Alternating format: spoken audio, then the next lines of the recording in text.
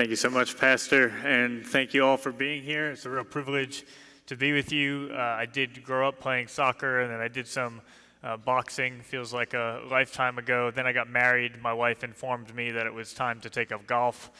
Actually, we did a marriage compromise. I wanted to keep boxing, and my wife wanted me to take up golf, and so we did a marriage compromise, and I took up golf. But I'm very thankful to have been married now for 10 years, and we just had our first child, Raphael, 9 weeks ago. So thank you, appreciate that. So hopefully I won't, but if I seem a little tired at any point during the talk, you'll know why. You know, this parenting thing, it's easy. We've pretty much got it nailed. You know, we're in the kitchen, and it's like, you know, the burp cloth, and then, you know, change the diaper, and try to cook dinner, and change the diaper again, and then my wife was holding Raphael in her arm, and at one point, we're trying to do so many things at once, she turns to me, and she just goes, "Will you hold this a second?" So that's about where we're at the moment, but we're very thankful to be there. Was the resurrection a hoax?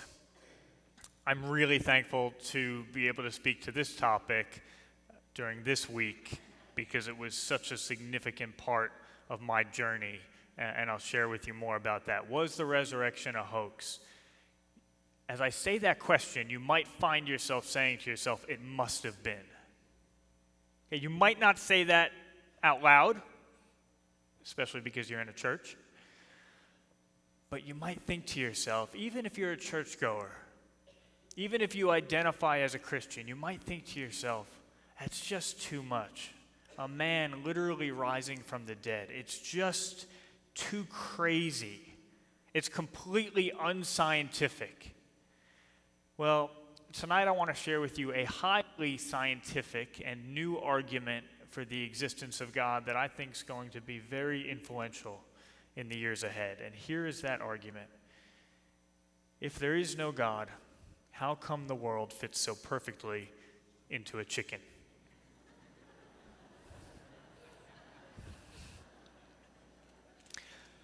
All right, don't worry, I've got some better arguments on the way, but you have to laugh at my jokes. That is rule number one.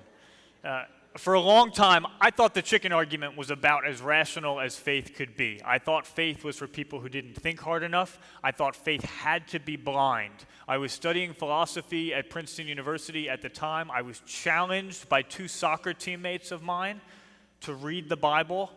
I had never read it, but I was always up for a challenge. They said, at least examine it before you make up your mind. I began to read through the Bible, and I would actually cross things out. I would add things in the margins.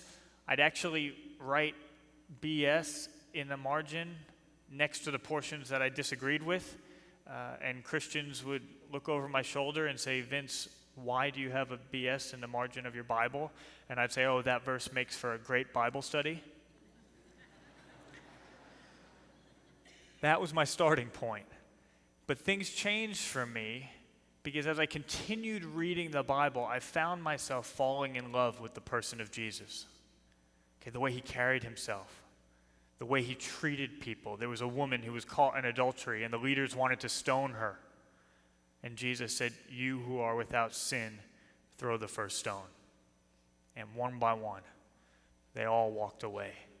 And I kept reading, and eventually I got to the book of Acts, which gives a history of the early church, and I started to come across all sorts of words that I never expected to see in the Bible. Here are some of them: reasoning, examining, explaining, convincing, debating, disputing, persuading, even proving. I read that the Bereans, one people group, were more noble than the Thessalonians, a different people group. Why? Because they examined the scriptures daily to determine if the things they were being told were true. Not because they had blind faith, but because they examined what they were being told daily to determine if it was true. And I kept reading, and eventually I got all the way back to the book of Hebrews, and I came across a biblical definition of faith. Faith is the assurance of things hoped for and the evidence of things not seen, a word that I never expected to see. And I thought to myself, this is not a God who's asking me to take some blind leap of faith. This is not a God who's asking me to park my brain at the door. This is a God who's asking me to love him not only with my heart and my soul and my strength, but also with all of my mind. And I can remember reasoning to myself that if God made me, and if he made me with this mind, then he would want an honest intellectual search to at least point in his direction. And ultimately, that is exactly what I found. But about 2/3, 3/4 of the way through the Bible, my entire journey almost got derailed because I came across this crazy claim that Jesus had risen from the dead. That 3 days after he had been killed, he literally, physically, bodily rose from the dead and appeared to people for weeks afterwards and hung out with them and cooked breakfast for them on the beach and spent time with them for weeks. And I can remember thinking to myself, that's too bad.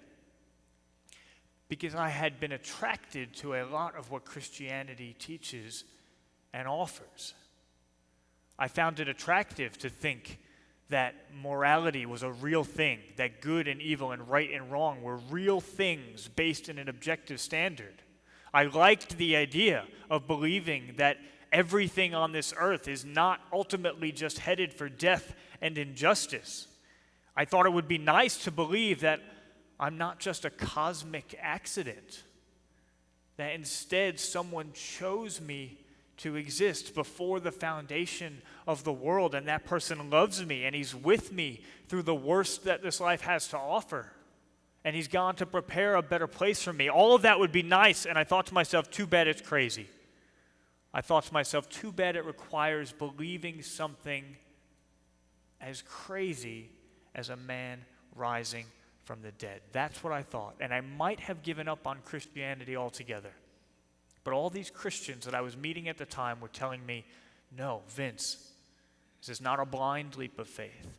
There's evidence. You can examine this. In fact, the Bible tells you to examine it. And they were pointing me to verses in the Bible such as this one that says God has provided proof of this to everyone by raising Jesus from the dead.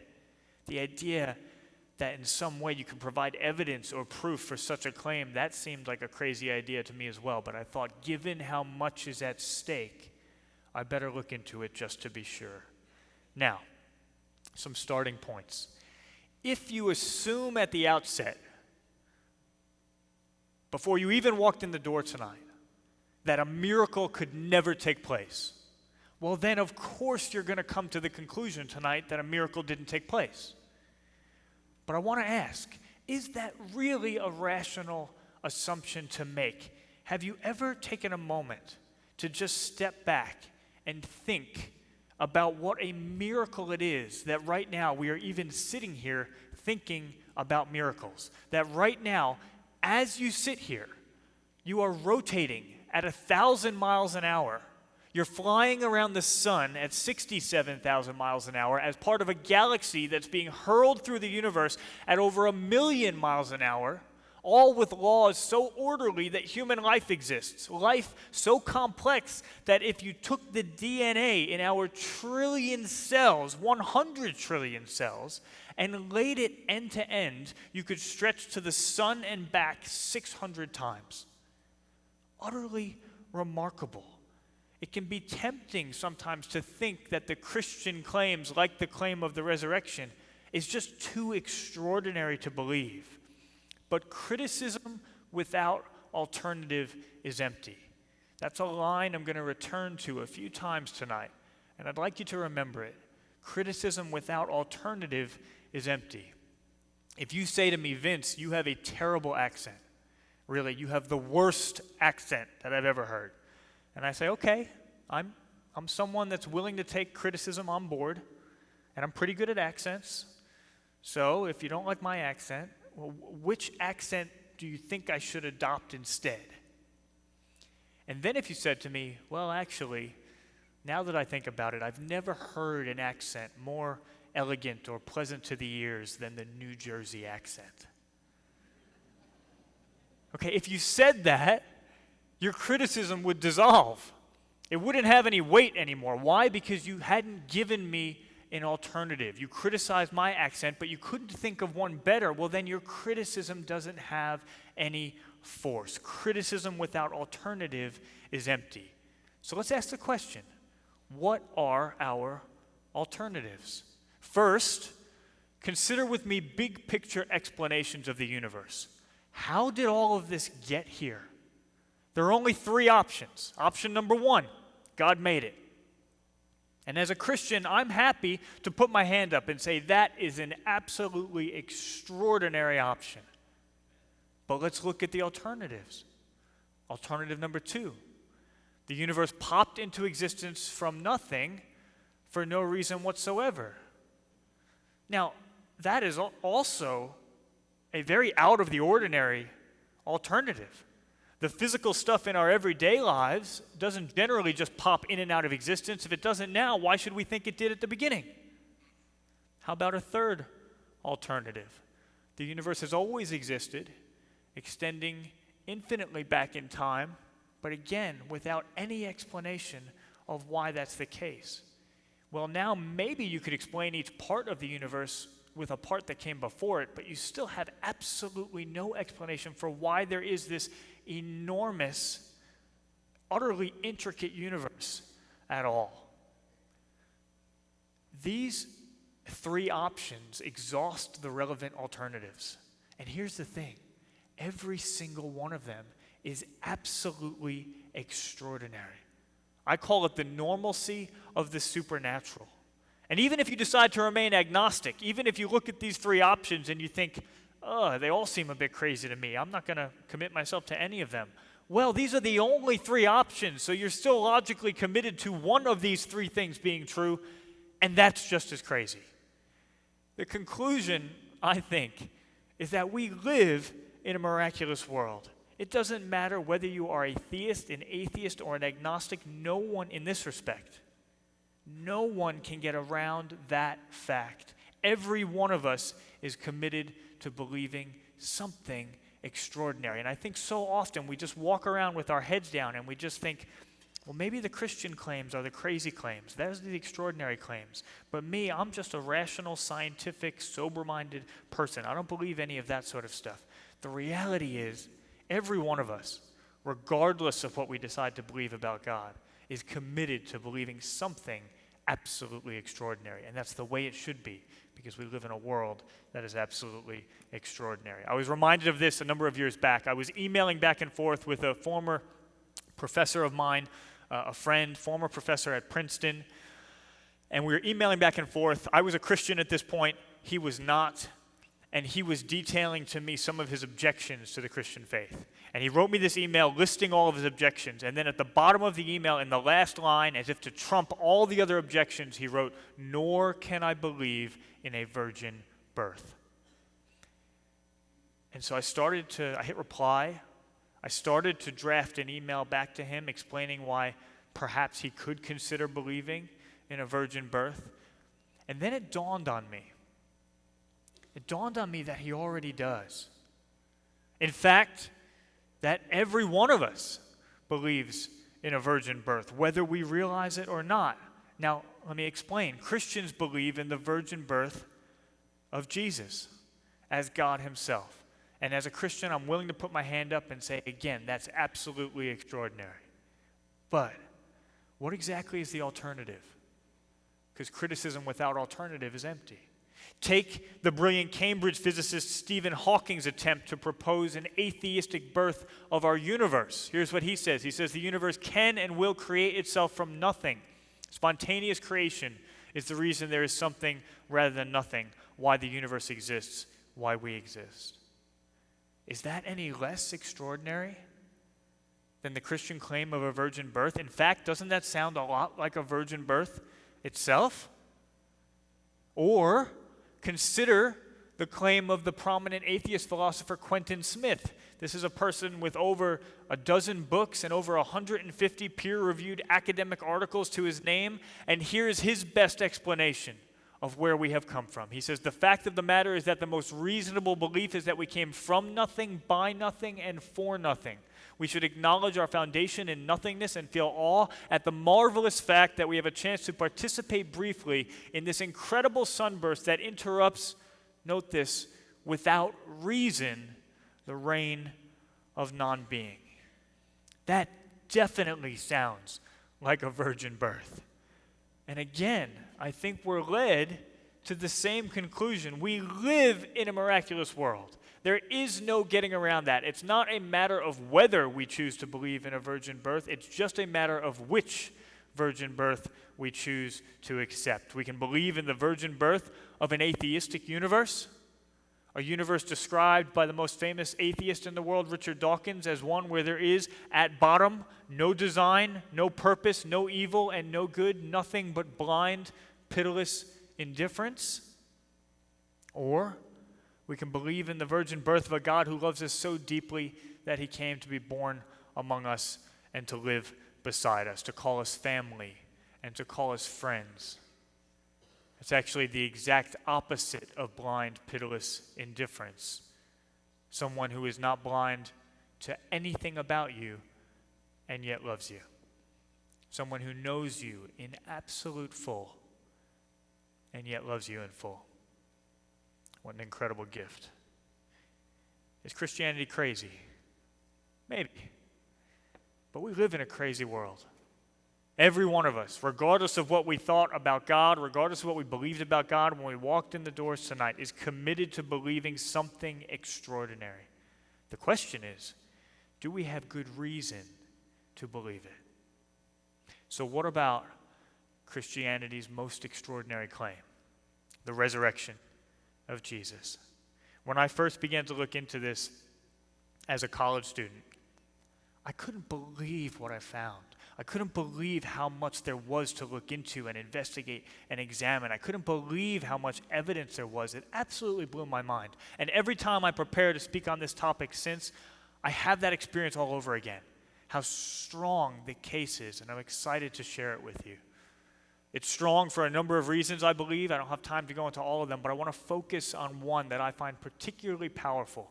And it has to do with a short passage in the Bible from 1 Corinthians, a letter that the Apostle Paul wrote to the church in Corinth in the first century. Paul was actually a persecutor of Christians. He was literally initially going around killing them or giving his authority to the killing of them. But he changed his mind and he changed his life because about a year or two after Jesus had died, he was convinced that he had seen Jesus risen from the dead, that he had seen this man who was clearly killed back to life. And here's what Paul wrote in his letter. He wrote this. He wrote, "For what I received, I passed on to you as of first importance."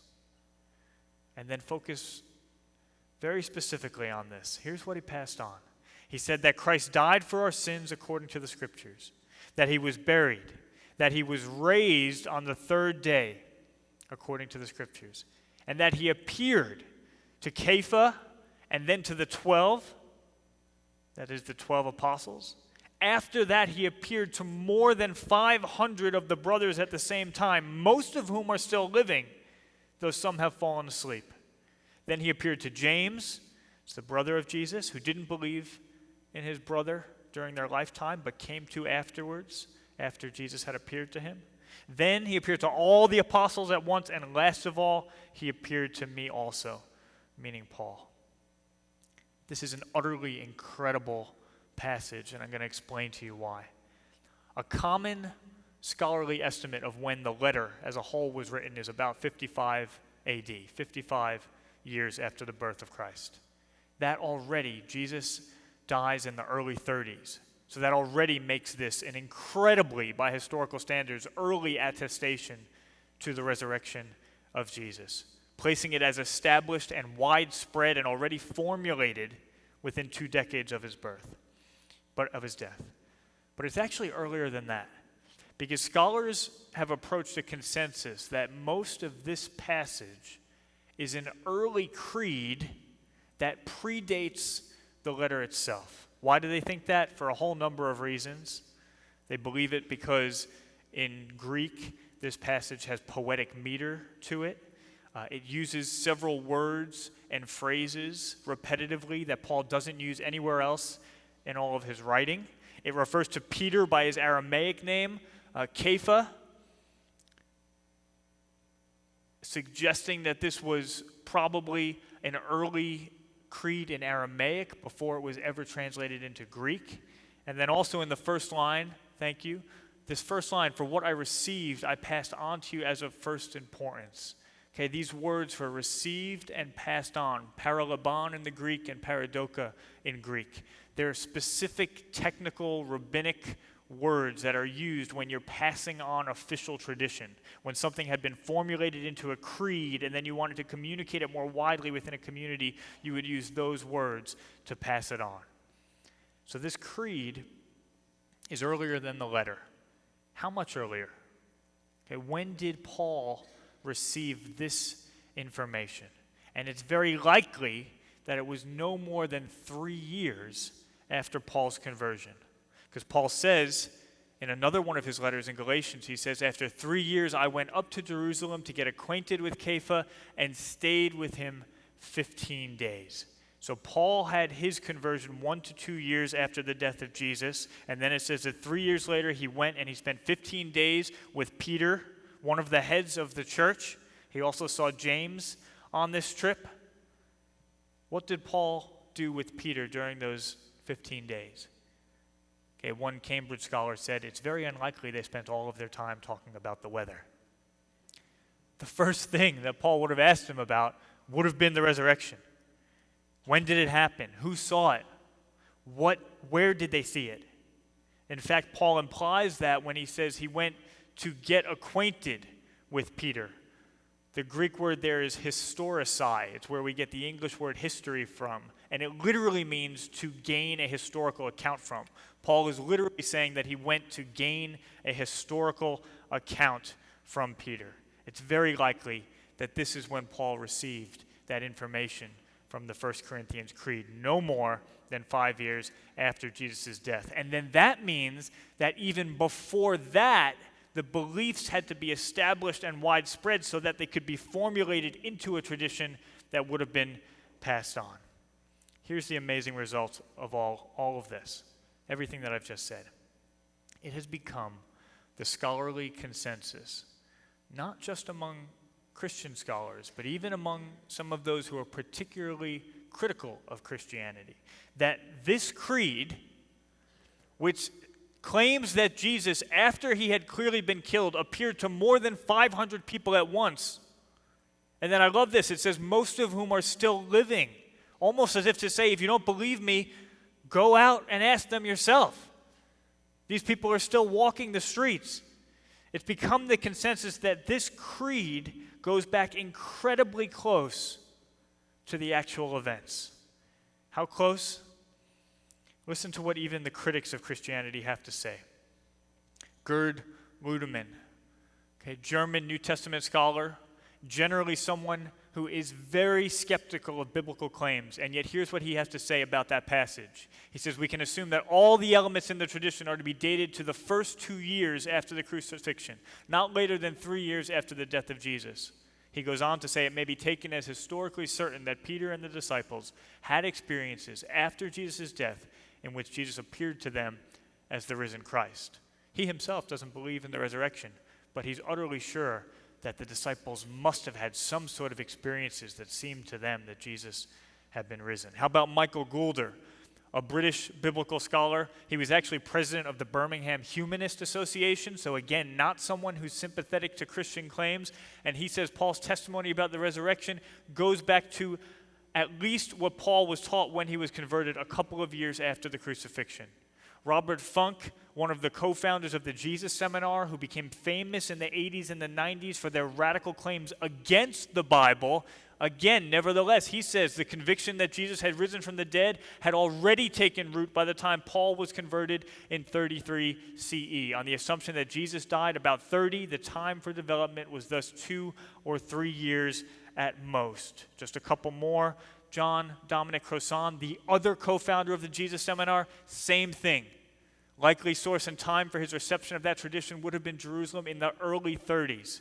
James Dunn, the eminent theologian, he goes even further. He said the tradition, we can be entirely confident, was formulated as tradition within months of Jesus' death. And then E.P. Sanders, one of the most prominent scholars on the history of Jesus, he says that the tradition is to be traced back to the earliest days of the movement. So the critical scholarship has concluded that almost immediately after Jesus' death, there were many people who were utterly convinced that they had seen him alive and spent considerable time with him, and who were worshiping him as divine. The question, therefore, is what can account for this? What can bridge the gap between the history of Christianity, part 1, Jesus' disciples not even present at the crucifixion, having deserted him when he was arrested, dejected and defeated when the man who they thought was going to become a Messiah, who was supposed to be a powerful earthly king and take over Rome and the heavy hand of Rome and free the Jewish people from that heavy hand, instead he dies. That should have been movement over. And then the history of Christianity, part 3, which saw these very same disciples and countless others worship Jesus as God, insist that they had seen him after he had been killed, and give up their lives rather than deny him. Pliny the Younger, a governor at the time in northwest Turkey, here's what he wrote. He wrote, "I ask them if they are Christians, and if they admit it, I repeat the question a second and a third time with a warning of the punishment to come. And if they persist, I order them to be led away for execution." Those who walked this earth with Jesus went from mourning that their leader had been defeated to becoming some of the most courageous followers the world has ever seen, to accepting their own deaths by torture and execution rather than deny that he was God. And all they had to do was deny it in word. All they had to do was say, "Okay, Pliny, I'm not a Christian. I don't believe it." And then they could have just went back to their homes and continued to worship Jesus in the privacy of their own homes. But even for their lives, they would not deny him. That is how utterly convinced they were that this man had risen from the dead. What can account for that? How can these common fishermen and tax collectors transform from cowardly and defeated to the most courageous followers the world has ever seen? How could every one of them be so utterly convinced that this dead man on a cross, Jesus, was worth dying for? It doesn't add up. Okay, something happened. The bare facts of undisputed history demand that something happened between the history of Christianity, part 1, what should have been the movement-ending death of Jesus, and then the history of Christianity, part 3, the absolute eruption of one of the greatest movements of all time. Now, the Christian response to that question is the miraculous resurrection of Jesus. That's how you get from part 1 to part 3. Now, if that is not your answer, and here's really my crucial point, if that is not your answer, the gap remains. Okay, not believing in the resurrection will not fill the huge historical gap between what should have been that movement-ending death of Jesus and then the absolute eruption of Christianity. Simply rejecting it will not do that. Criticism without alternative is empty. So if it wasn't the resurrection, what was it? Now, people used to think that the something that bridges this gap was legendary development over time. Okay, you know the idea. You say something to one person and they say it to the next person. You're in the first century and you're hanging out with Jesus and you're having lunch with Jesus and somebody says, "Jesus chose some really good bread." And then, that person says it's a person next to them and they say it's a person next to them, and then we get all this over here and people are going, "Jesus rose from the dead." Incremental changes that eventually take a very normal claim and make it a very exaggerated claim. Go back 100 years or so to the early 1900s, and that's what a lot of people thought about the resurrection. But what I've shown you about the 1 Corinthians 15 creed completely undermined that theory. No one in the scholarly literature takes it seriously anymore. Studies show that it takes about 3 generations for any type of significant legendary development to work its way into a text. And as I've shown you with that passage, the time for development was at most 2 or 3 years. Some think less than that. There was no time for legend to develop. Now, instead of legendary development, maybe we would try a mass hallucination theory. Maybe that's what will bridge this gap. But again, I don't think it's a great option. Different people don't tend to see the same hallucination. One scholar did an extensive survey of all the psychological literature and couldn't come up with one significant example of that type of phenomenon. And moreover, this is the important point, the Bible is not just claiming a single resurrection appearance to a single person. The evidence is much more robust than that. Okay? There's a great variety of resurrection appearances, both to individuals and to groups, at various times, in various places, to both friends and to enemies, to women and to women first, which is remarkable in that time period because women didn't even have the authority to testify in court. And yet God chooses to base the testimony of his resurrection on the fact that he appeared and women saw that and passed it on. Quite remarkable. And all of these appearance records are in agreement that this was a literal physical resurrection. There were other ways to talk about a spiritual resurrection. This was not it. Hallucination theory can't come close to accounting for the variety of evidence. Now, could it just be a lie, an elaborate conspiracy? Could it be a hoax? I don't think that would make a lot of sense either. People generally are willing to die for something only if they're convinced that it's true and that it's really significant. People lie when they're getting something out of it. But remember, the apostles and the disciples that were making this claim in the first century, they weren't getting something out of it. They were being killed for it. They were being killed for it in some of the worst ways possible. As Pascal put it, he said, "I believe those witnesses that get their throats cut." The apostles had nothing to gain and everything to lose by lying. And after you get past some of these other options, legendary development, a mass hallucination theory, possible conspiracy, you really have to start stretching to find an even remotely plausible alternative to consider. In fact, it's fair to say, I think, that no other hypothesis has earned any degree of credibility in the academic literature. When I realized how strong the evidence for the resurrection is, I arranged meetings as a college student with 2 top New Testament professors in the Princeton religion department who were non-Christians. And I thought, surely they will have an alternative.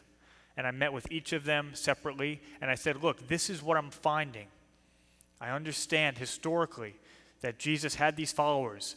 They thought he was going to be this Messiah who was going to become a powerful earthly king, who was going to rescue Israel from the heavy hand of Rome. And then instead of that, he died. A cursed death on a cross. Should have been the end of the movement. And then very shortly thereafter, you have this eruption of Christianity. Why? Because there are all of these people, more than 500 at once, who are walking around utterly convinced that they've spent time with this man after his death. I said, I see that Christians bridge that gap with the resurrection. But if not, what's the alternative? And one of my professors glanced towards a mass hallucination theory, but when pressed, had nothing to defend it. The other one of my professors told me that as a historian, he simply wasn't interested in the question. There appeared to be this assumption that as soon as we begin to consider the miraculous, we're no longer talking about history. But I've never been able to understand why he thought we could assume that at the beginning rather than pushing into the evidence and seeing where it leads. Those conversations confirmed for me 2 very important realizations. The first one is that just because someone is very smart, these professors were very smart. Just because someone is very smart does not mean that they have good and thought-through answers to the deepest questions of life.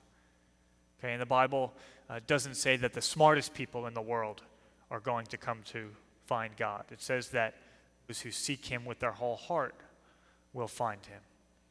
The second thing that it confirmed for me is that phrase that I've already said to you. Criticism without alternative is empty.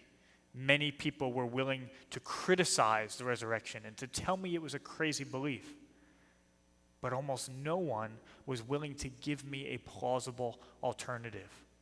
And so the criticisms began to dissolve.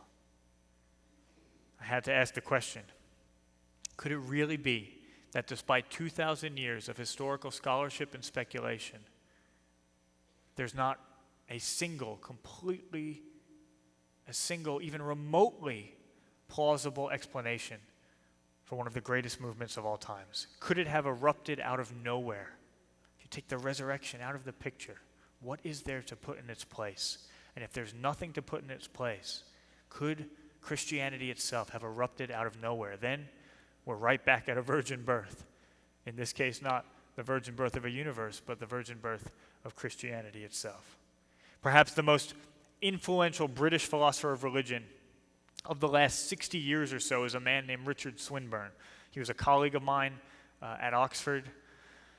And in 2003, he published a book called The Resurrection of God Incarnate. And in this book, he argues that on the available evidence today, it is 97% likely that Jesus truly, physically, miraculously rose from the dead.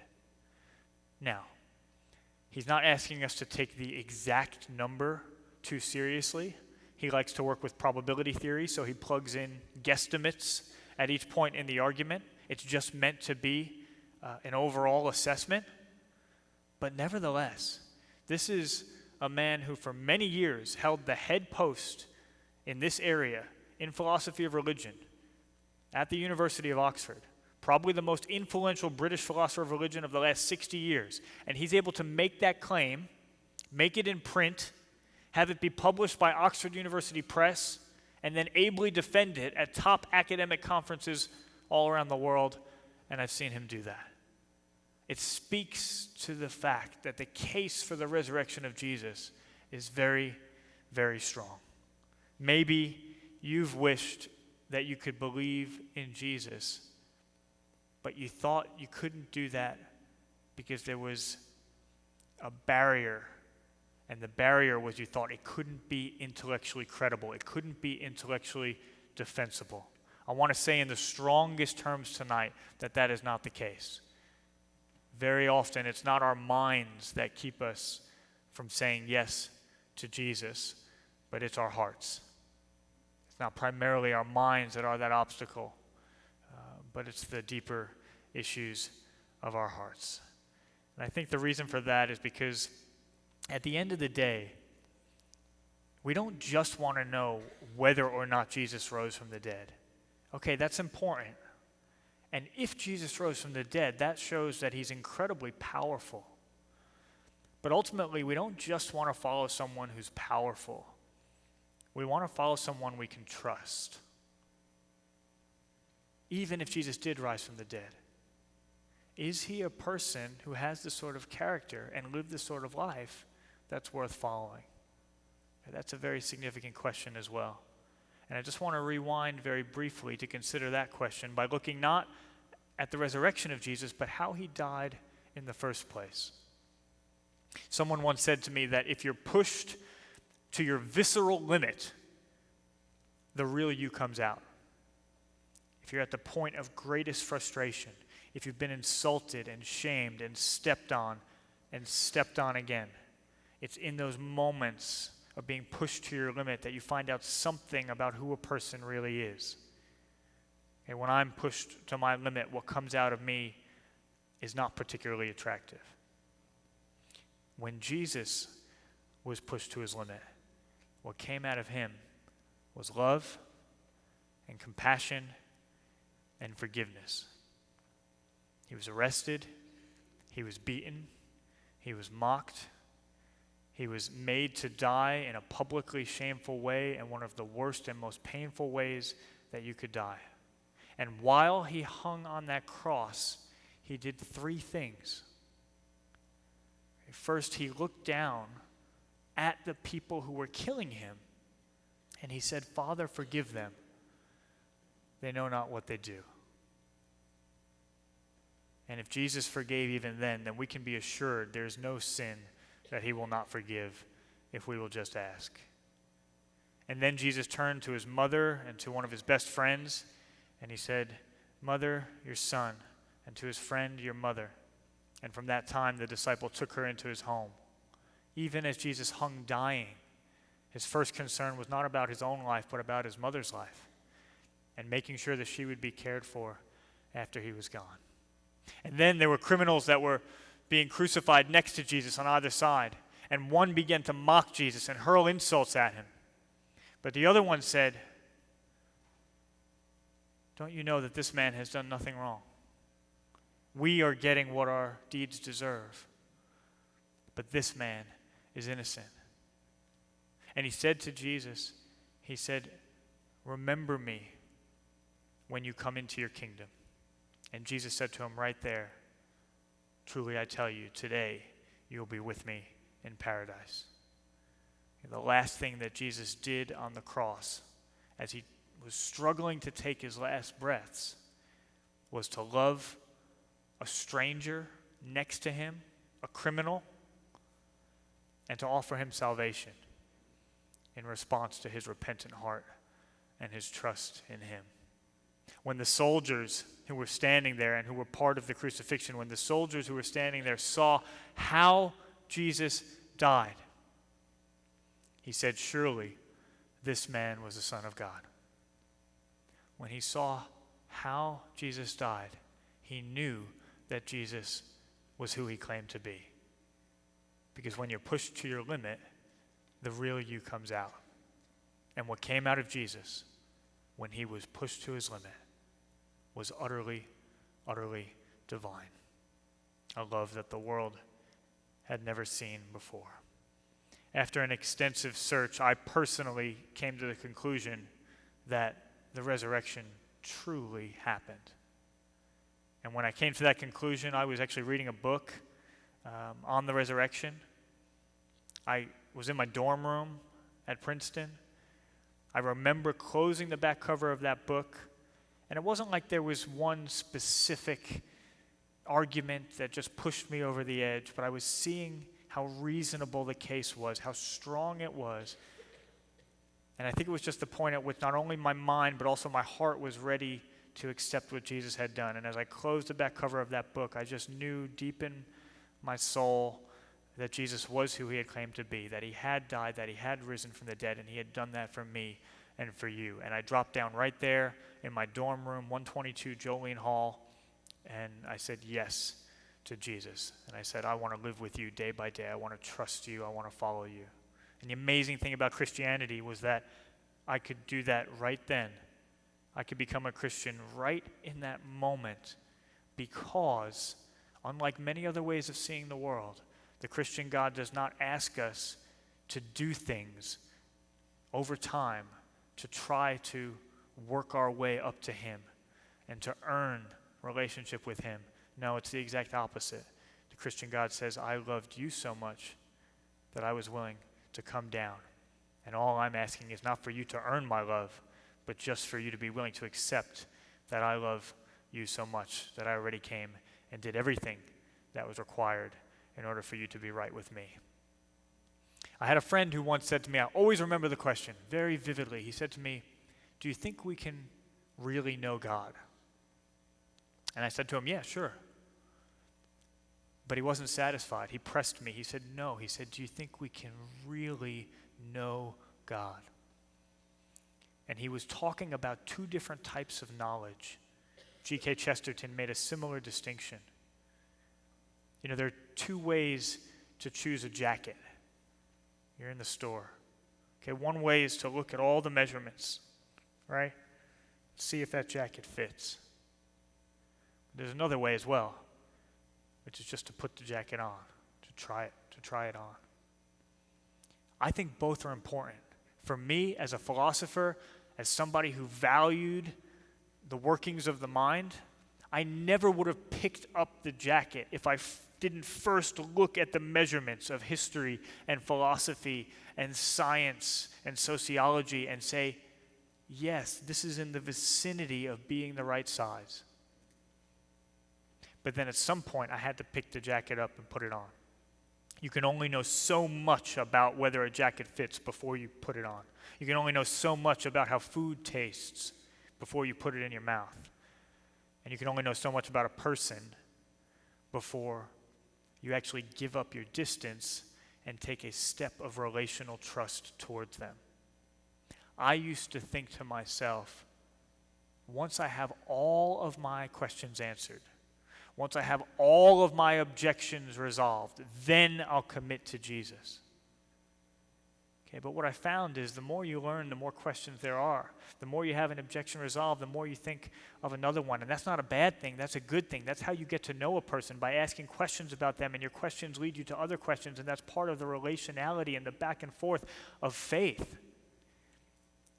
What I found was that if I was truly ever to step into the fullness of knowledge that I desired, it was going to have to be by at some point giving up my distance and being willing to say, I know enough, and to take that significant step of relational trust in who Jesus is. It's one thing to know about God. It's another thing to know God himself. And that is perhaps a question for every one of us here tonight. Do we know about God? Do we know some of the measurements of history and philosophy and science? Or have we encountered the person of God himself? Do we know him truly and relationally? It's very hard as a Christian to try to put into words the experience of not just knowing about God, but knowing God personally. But there was a student, a college student that I met not long ago, and I thought he put such beautiful words to the experience that I've had and that many in this room have had. He journeyed with me and with our team for several days as he considered the questions of Christianity, the claims of Jesus, and all the different measurements. But then there came a point where he knew that if he was going to know God more, if he was going to know him relationally, he was going to have to give up that distance and take that step of relational trust. And he did that simply by bowing his head for the first time in his life and praying a prayer to God, saying that he wanted God to come into his life in a relational, real, concrete, tangible, day-by-day way. And when he opened his eyes after praying that prayer, I'll never forget the first words that came out of his mouth as a Christian. And those words were these. He said, I have always felt alone and like I had to wear a mask. But now this is the first time in my life that I can take off that mask and be fully myself and fully alive. No philosophy can do that. No religion can do that. No worldview can do that. None of the material pleasures of the world can do that. But I truly believe that Jesus can. He can bring that sort of life transformation of the heart, because I've seen it in my life, I've seen it in that college student Tom's life, and I've seen it in so many other lives. That's the offer that's on the table tonight. Yes, to inspect the measurements. We get that generous offer from God who says, yes, look into it, examine it. I don't want you to park your brain at the door. I gave you that brain. Use it to discover me and look at the philosophy and the history and the science and everything else. But ultimately, we get to that point where there's also the invitation to step into a real, living relationship, to take off whatever masks we're wearing, and maybe for the first time in our lives, to be fully ourselves and fully alive. That's the offer that's on the table because of the fact that Jesus was not only so powerful, but also loving enough to die and rise again. And it's an offer that I desire for every one of you. Thanks so much for listening. I appreciate your attentiveness, and I really look forward to your questions as well. Thank you so much.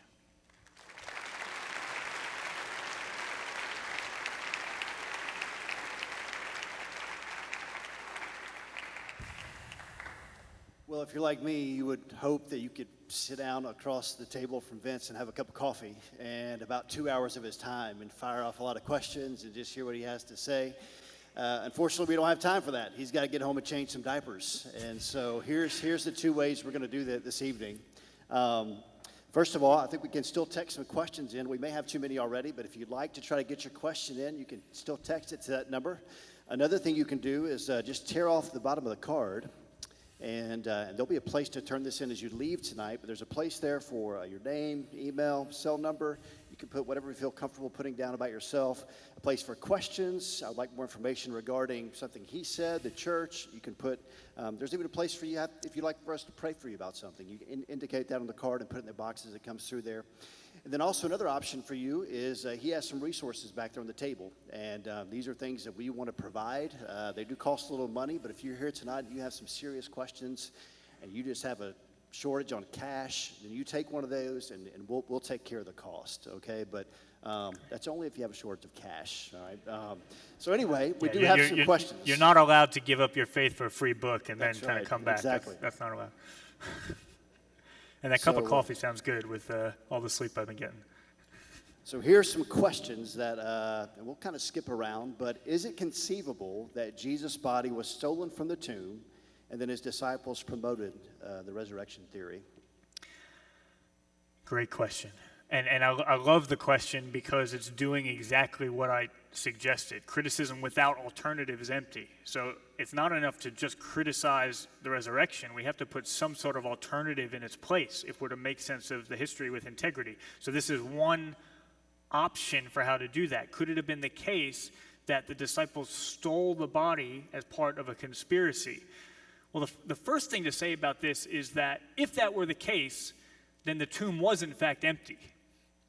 And that's actually significant because it affirms something which is very significant in terms of what the Bible claims, that the tomb was empty.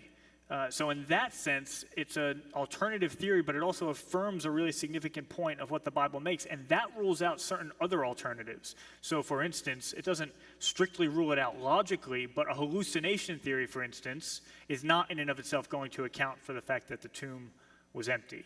This sort of approach would. And so we have to ask the question, what would be the motivation for the disciples or the apostles to steal the body?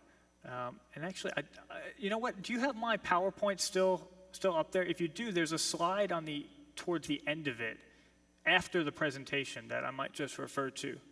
Yeah, I love this quote. This is a quote by Chuck Colson, and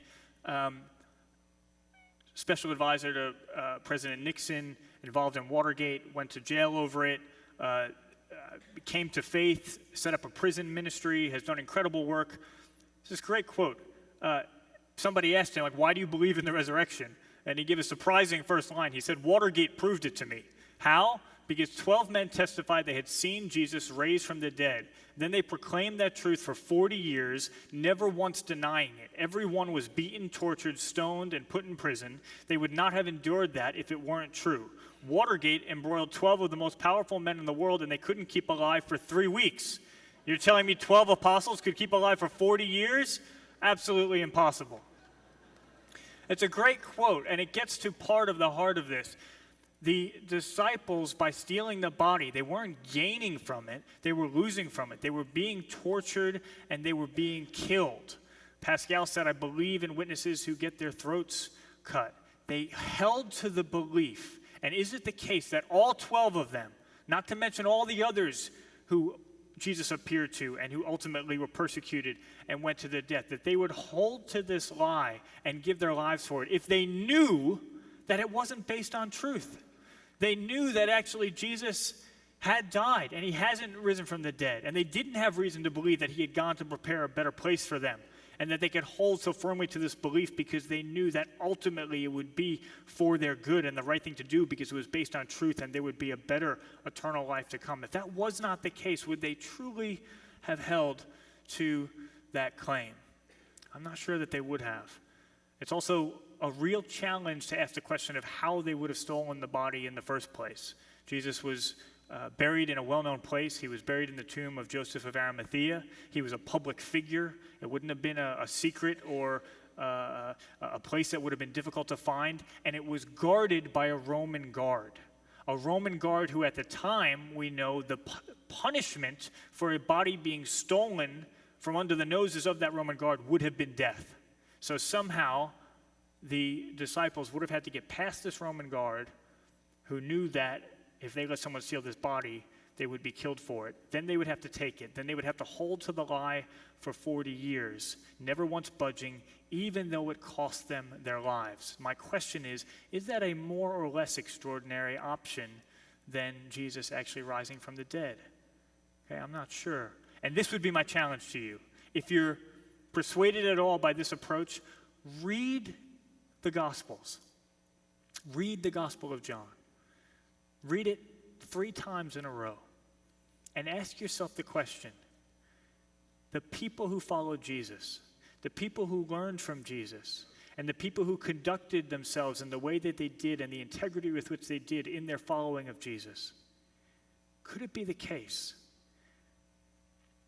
that those same people chose to construct a hoax where they steal the body, make up Jesus' resurrection, and not only that, but they hand on that conspiracy to all of these other people down through the generations, and it's not only they who give their lives for no reason for it, but all of these additional people down through the generations give their lives for it for no reason. If that were the case, we'd have to say that these followers of Jesus were very evil people. And so I would encourage you, read the Gospels with that question in mind. Are these people who would have been evil enough to start a conspiracy that would have cost many people their lives? Or actually, do what I see in the Gospels, is it a nobility and an integrity of life that is completely at odds with that claim? You've mentioned the scripture several times tonight. And what if someone simply said that they don't believe the Bible? Fantastic question. And that was where I was before I became a Christian. So when I first went through this whole process, I went through this process of persuasion without in any way assuming that the Bible was some sort of authoritative text or that it was a text that was revealed by God. I took it just as a historical document, and I wanted to know, where can it be confirmed by non-biblical sources? Where can it be? When do even the critical scholars, that's why I gave you a lot of those critical scholars, ones that don't believe in the Bible, still saying that this passage of the Bible they take to be historically early. The argument that I've made for you, the History of Christianity Part 1, the existence of Jesus, a man who taught amazing things, a man who had a following that believed he was the Messiah, therefore believed he was going to be a powerful earthly king who was going to rescue Israel from the heavy hand of Rome, and then he dies on the cross. Then we have this big historical gap, and then we get the eruption of Christianity based on the fact that there are all these people who are utterly convinced that they had seen and spent time with Jesus after his death. Everything that I just said, I can make that case and historically carve out that gap without referencing the Bible. I can look at Josephus as a Jewish historian. I can look at Tacitus as a Roman historian. I can look at Pliny the Younger, the governor in what's now northwest Turkey that I put up there, and other historical sources, and I can create that same gap. So that is very much the approach that I took. My approach to the Bible was first to say, historically, what can we know about Jesus? What can we know about this claim of whether he rose from the dead? I then became convinced through the history, not taking the Bible as a revealed source, that Jesus had truly and physically risen from the dead. Then I had to circle back and say, okay, if I really believe this man rose from the dead, then I have serious reason to trust him. And then I had asked the question, what did Jesus believe about the Bible? What did Jesus believe about the scriptures of his day, the Old Testament? And then I went back and looked at his life and looked at the way he treated the scriptures of his day and came to the conclusion that it was faithful for me to treat the scriptures with the same sort of authority that he treated them. But that's the direction that went for me. Start with the history that will lead you to Jesus, and Jesus will lead you to what you should believe about the Bible. I'm not saying that can't go in different directions, but that's my personal testimony, and it sounds like that's the sort of approach that for the person who asked this question in particular might be helpful. this question is about other religions. Have you studied other religious books like the Quran? And then also, could that God be the same God as the Bible? I feel repetitive saying great question every time, but it definitely is. It's a culturally timely and perceptive question, because I meet a lot of people, as I'm saying that, a conversation just comes to mind, of a woman who said, oh, I'm really positive about religion. I think all religions are the same. Some people are really positive, some people are really negative. But on both sides, everyone agrees that all the major religions are basically the same.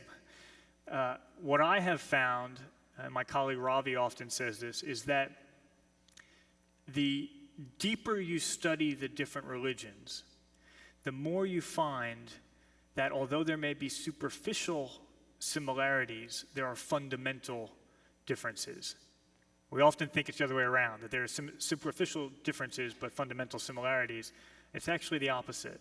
And oftentimes our understanding of other religions is influenced by the fact that we have, many of us, grown up in a country that is so influenced by Christian values, and that in a sense has been projected onto other ways of seeing the world and other religions, which are not necessarily true to their actual sacred texts. There is so much that I could say here about this. But just to say one thing, there's one point in the Quran that always sticks out to me where it says that God hates, or that God does not love, the prodigal, the wayward person. And in general, when you read through the Quran, there are a lot of people that it says that, just to take one example, that Allah hates. Allah will love those who are obedient to him or who believe what he wants them to believe.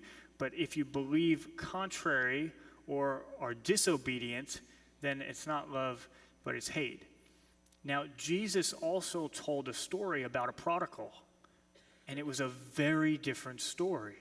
Okay, it was a story of a father who sees this prodigal son far off on the horizon, a son who had demanded his inheritance early, which in that culture was basically to wish your father dead. He had gone off, he had spent the inheritance on everything that you're not supposed to spend it on, every type of wild living you can think of. He winds up eating with the pigs on a farm, and he says, this is terrible. Let me go back and see if my father will hire me as a servant. And he comes back, and as he's on his way, the father sees him, says, still far off. And this father, Jesus, told this story as a picture of God's love for us, a picture of his love for the child who has done everything wrong, who could not have been more disobedient. And this father takes off running. In that Middle Eastern culture, he would have had to hike up a robe, expose his legs. It would have been very shameful for a grown man to do, and he sprinted towards his son. I've always wondered what it looked like from the other perspective. I've always wondered what the son, who had done everything wrong, thought that the father was going to do when he got to him. He probably thought it was more likely that he was going to be rebuked and hit than what actually happened. And instead, this father throws himself on his son. He embraces his son. He kisses his son. He gives his son a ring, probably the family ring, to say you have the authority of the family again. He gives the son the finest robe. It would have been the father's own robe. He gives him sandals for his feet, and he yells back to the family and says, kill the best animal we have. We're throwing the biggest party you've ever seen because this son of mine who was lost is found. That type of love, not love based on what you have done, not love based on the fact that you have earned it or merited it or deserved it, but simply love because you are God's child, is utterly unique to the Christian faith. And it's precisely because of that that when you look at every other way of seeing the world, whether it's another religion or what the secular world tells us, everything tells us that if we want to be right in life, if we want to achieve salvation, if we want to get anywhere, if we want to be right with God, we need to do the work and earn our way up to him. And what the Bible says is very different from that. It says, while we were still sinners, while we were still disobedient, while we still believed the wrong things, while we still had run off and wasted God's money on everything we could waste it on, at that point, God's love for us was so extravagant that he ran after us and he embraced us and he welcomed us home. that type of unconditional love in a country which has been very influenced by Christian beliefs, we sometimes take that for granted. But that type of unconditional love, that is Jesus's original research. No one else ever said that. Okay, no one else ever said the golden rule. No one said, do to others as you would have them do to you. Unconditional love for everyone. No one ever made that claim until Jesus made it. And I think that makes Jesus utterly unique and makes Christianity utterly unique. So yes, there are some similarities. There's a similarity, for instance, between Islam and Christianity, that in both cases, God or Allah created the universe. But I would say look deeper, and in particular, look to the character of the God who is being offered. One of my dear friends, a colleague of mine in this ministry, we lost him to cancer 2 years ago at the age of 34. I wish I had the quote that he made during that time about the resurrection and the hope that that gave him moving forward. But he came from an Islamic background. And for him, the turning point was when he realized that his human father loved him even when he did wrong. His human father would love him even if he walked away. But he was following an understanding of God and Allah, who only loved him if he did right and if he believed right. And he said, that doesn't make sense to me, that my human father could love me in a way which is superior to my heavenly father. And actually, it's interesting that in the Quran, one thing you don't find is Allah ever referred to as a father. That's never a name that's used for him, and I think it's because it's this different understanding of love. In the Bible, you find God referred to as Father literally hundreds of times. It's because of that unconditional love he has for each one. We're out of time. Okay. And I think that's a good place to stop. Can we thank Vince again for being here?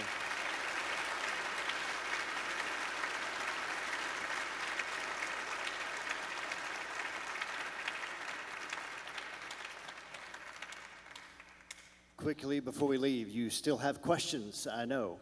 And so you can write those on the card, put them in the box. If you'd like prayer for something, we'd love to pray for you. And we'll commit to do that for you by the end of the week. Also, there's books out there. Grab one of those. You can check out the website, Ravi Zacharias International Ministries, actually. Got it. And you can find Vince there. He's all over the place. And so your search doesn't have to end here. It continues.